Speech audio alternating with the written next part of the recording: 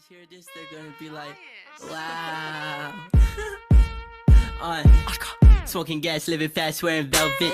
Can you take a 4 or 5 to the pelvis? Plenty money going around, I'm not selfish. And the ladies love me, Elvis.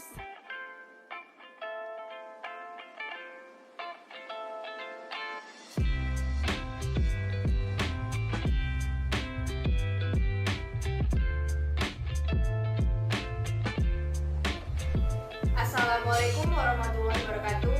Tabibun. Perkenalkan, di sini kami dari kelompok 2 yang beranggotakan saya, Afrida Tuliana, dan rekan saya, Asintia Nugraha, Anggi Putri Jelita, dan Aldus Ulo.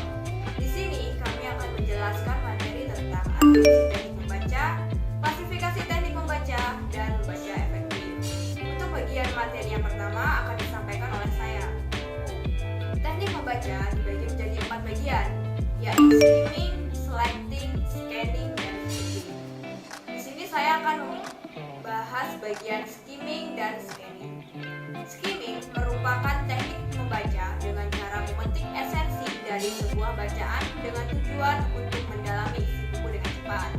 Teknik ini dalam prosesnya mencari sebuah data yang dianggap relevan dengan kebutuhan pembaca untuk dipahami secara mendalam. Langkah-langkah dalam teknik skimming ada 3, yaitu yang pertama, mengidentifikasi pokok utama buku, yang kedua, memahami asumsi dan opini orang terhadap buku, dan yang ketiga, mengetahui poin paling esensial dalam buku. Selanjutnya, teknik scanning. Teknik scanning ini merupakan teknik membaca dengan cermat dan cepat. Tujuan teknik membaca ini untuk mendapatkan data dan fakta dari suatu bacaan. Teknik ini prosesnya menerapkan cara lompat-lompat pada bacaan yang dirasa penting. Dalam teknik scanning ini, pembaca tidak harus membaca kata dan kalimat secara keseluruhan, namun hanya bagian yang dianggap penting. Teknik ini juga disebut dengan teknik memindai. Ya, di sini saya akan menjelaskan tentang teknik selecting. Teknik selecting adalah memilih suatu bacaan tergantung kepada si pembaca tersebut. Aktivitas teknik selecting atau memilih ini dilaksanakan sebelum membaca, yakni pada saat kita memilih judul berita pada media daring, koran, majalah, dan sebagainya yang sesuai dengan kebutuhan si pembaca tersebut. Selecting biasanya dimanfaatkan oleh penulis untuk mengembangkan tulisan miliknya agar lebih luasa dan dalam. Untuk akurasi yang lebih aktual, lebih real, penulisan biasanya memilih berita yang lebih segar dan hot trending sesuai dengan kategori yang dipilih si penulis tersebut. Ya, dan selanjutnya adalah teknik skipping. Teknik skipping adalah aktivitas membaca di mana si pembaca sudah tidak membutuhkan bacaan tersebut atau sudah tidak penting baginya. Lebih sederhananya, bila sebuah bacaan yang tidak penting bagi pembaca, maka acuhkan saja. Teknik membaca ini bisa dimanfaatkan pada hampir semua macam bacaan. Lebih konkretnya adalah ketika kita membaca sebuah iklan baris pada koran. Teknik membaca skipping ini juga bisa disebut baca lompat. Sebagai pembaca, mengetahui teknik-teknik membaca adalah opsi untuk meningkatkan level membaca. Manfaat mengetahui teknik tersebut adalah ketika kita membaca untuk lebih efektif dan koefisien dalam memahami atau menyelesaikan bacaan tersebut. Bila kita sudah bisa mempraktekkan bagaimana teknik membaca, tentu dalam aktivitas membaca kita lebih asik dan semakin banyak bahan bacaan yang kita lahap, sehingga kita bisa menjadi manusia yang berwawasan dan tercerahkan. Ini tentu tergantung bahan bacaan yang kita lahap. Paling tidak tingkatan literasi pada bangsa akan sedikit meningkat, dan meningkatnya literasi merupakan salah satu syarat agar bangsa bisa naik kelas. Di sini saya akan melanjutkan materi yang ingin saya sampaikan adalah teknik HSK 3S. Teknik SQ3R ini merupakan singkatan dari Survey, Question, Read, Recall, dan Review. Teknik SQ3R ini merupakan suatu prosedur belajar yang sistematik dan praktik. Prinsipnya teknik ini itu melakukan pengulangan, pencatatan, dan peringkasan. Yang pertama ada survei. Survei ini dilakukan dengan membaca singkat seluruh organisasi buku, bertujuan untuk mendapatkan kesan umum atau hal menarik dari buku tersebut.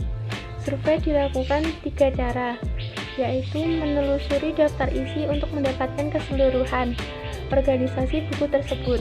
Yang kedua, membaca kata pengantar untuk mengetahui permasalahan utama buku. Yang ketiga, melihat organisasi bab secara sekilas. Yang kedua, ada question. Question ini dilakukan setelah menyelesaikan survei. Tahap ini pembaca akan mengubah judul topik atau subtopik ke dalam pertanyaan. Tujuannya untuk mengetahui setiap detail dari bahan bacaan. Yang ketiga, ada read. Bagian ini adalah tahapan menjawab pertanyaan yang sudah dibahas sebelumnya. Jawaban biasanya merupakan isi utama dari setiap paragraf. Ada 5 tahapan, yaitu yang pertama, cari jawaban dari pertanyaan tahap sebelumnya. Baca ulang petunjuk gambar, grafik, dan kalimat yang digarisbawahi. Lalu kurangi kecepatan membaca, ulangi membaca, dan membuat kata kunci. Lalu yang keempat ada recall. Recall ini tahap di mana menyelesaikan, membaca, dan menjawab pertanyaan, maka diminta untuk menulis kembali dengan kalimat sendiri setiap info yang kita dapatkan.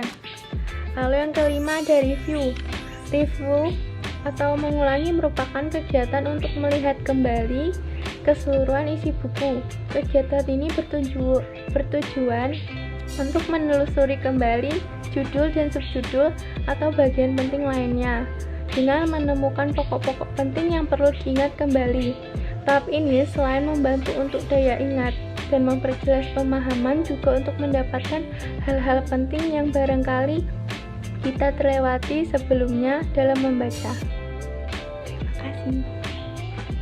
Saya akan meneruskan materi selanjutnya, yaitu materi arti dari membaca dan membaca secara efektif. Arti dari membaca yaitu bisa kita artikan sebagai membaca dengan cepat. Di era modern sekarang ini banyak sekali informasi yang berkembang secara cepat, pesat, dan terbaru. Sehingga dengan teknik membaca dengan cepat ini mungkin kita bisa mendapatkan informasi yang lebih banyak, informasi yang lebih luas, wawasan yang lebih luas dengan kita menggunakan teknik membaca dengan cepat ini.